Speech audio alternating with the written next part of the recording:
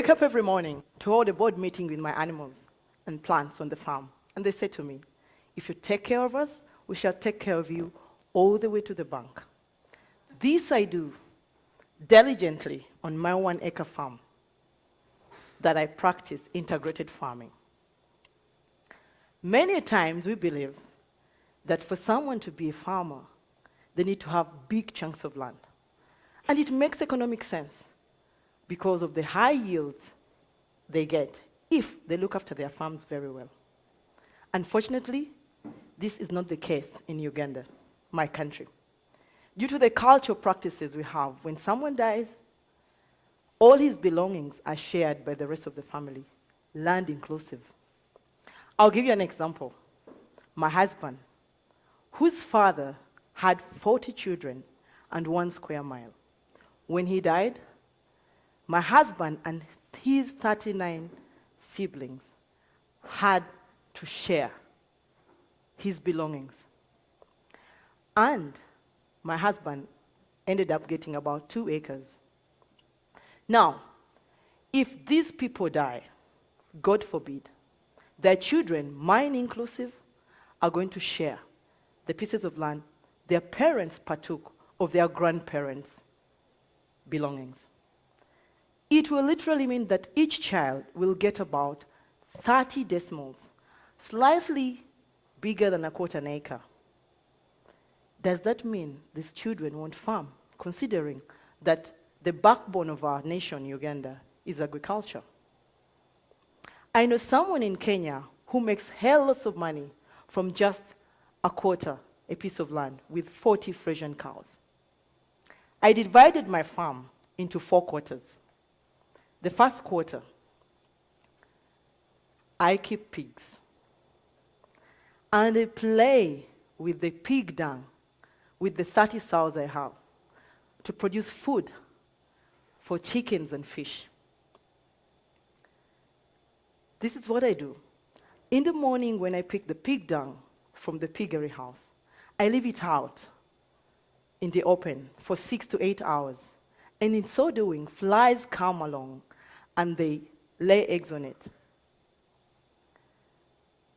I then cover it for 4 to 5 days, and when I open it, I get nice, juicy maggots. These I feed my chickens. And then, after I've picked the maggots out of the pig dung, I still introduce earthworms. And when I do, the earthworms multiply. As they're multiplying, they eat on the pig dung and they produce soil. This soil I use to grow vegetables. And sometimes I sell to the people in the city as for their potted plants. And as the earthworms multiply, they excrete. When they excrete, I use their excreta as a pesticide and a fertilizer for my garden. Pig dung is gold to me because I save 80% of my cost of production by feeding the chickens and the fish, which I wouldn't have done if I was using commercial feeds. The second quarter, I keep cattle. While almost everyone in Uganda uses firewood and charcoal to cook, I use dung for the cows. I introduce it in an anaerobic digester. This is an airtight tank that uses microorganisms to degrade the cow dung. And in the process, it produces biogas that I use to cook. I don't have soot, while the rest of the people who use charcoal and firewood do. And in the process, I save on what would have happened if we cut down trees to make charcoal and biogas. Because when we do that, we bring climate change issues. The slurry that comes out of the biogas, I use this as manure for my farm. In this third quarter, I grow matoke or plantain. This is my staple food. And just like maize is the staple for South Africa, wheat for the US, and rice for the Asians. So, where I have my farm, everyone believes that nothing can ever grow there because the soils are red. And I don't blame them, because while in school, we were taught that fertile soils are black. These were the loam soils. But the soil in my garden says, uh-oh, you won't grow here. And the matoke says, I will if I'm given water and manure. This I do by collecting all the urine from the pigs, all the urine from the cows, and the slurry. If I'm not mistaken, I'm the best matoke farmer in my country. Because in a quarter an acre, I get 30 bunches from this. And on average, I sell each bunch at $10. The fourth quarter, I keep fish. In a space of 2 meters by 4 meters by 1 meter depth, I can keep 500 catfish. I also do aquaponics. This is where water that comes from the fish goes through the plants, and as it goes through the plants filter it because they take the ammonia, the nitrates that were produced with the fish dung. So when it goes through the water and back, when it goes through the plants and back to the water or to the fish, it is clean, oxygenated water for my tilapia. Tilapia needs oxygen.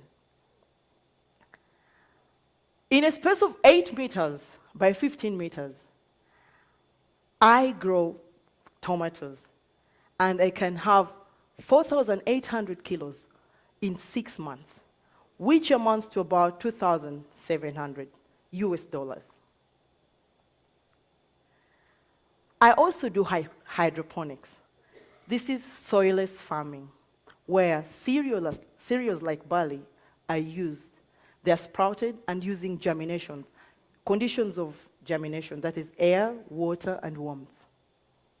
And when I do that, in 6 days, I produce food for my animals. In a space of 20 feet by 6 feet, that's just about a container, I can grow fodder for 4 kilograms of fodder for either 100 pigs or 25 cows, or 1,500 chicken. And if my pigs eat this, they enjoy, I produce good quality pork. If my chickens eat this, I have yellow yolk eggs, which I sell expensively because they're organic. And if the cattle eat this, I'll have milk without having to struggle to cut down trees or moving around looking for grass. Out of the proceeds from the farm, my husband and I decided to build a primary school. This school teaches sons and daughters of African farmers the 3 things Africans are failed to teach their children: time management, value of money, and the culture of saving, by teaching them modern methods of agriculture. And it's amazing what these young children, their minds can grasp. I'll give you an example. We have a 10-year-old. After only 3 months in our school, he went to his father's home in holiday. And this is what he did. He overturned the compound, got tires from the garage, broken wheelbarrows, sacks, and made a vegetable garden. They enjoy this at home, and they sell some to the rest of the neighbors. Whenever you lack, you think. Now, when we built the school, we didn't have enough money to build a sock pit. So we were worried, but we needed to start. And the first day of the school, this is what happened. A lot of water gushed out of the showers. And we're like, wow, this is too much. But we use this as an opportunity. It is what we use in our garden and the rest, so we can be able to produce very big fruits. This is what happens when, if every one of us uses what they have at their disposal. An example, I use the dung to my disposal to make a hell lots of money. And if any of us, because we use a lot of water, if all of us saved the water we were using to wash or clean, our farms wouldn't have issues of water scarcity due to drought.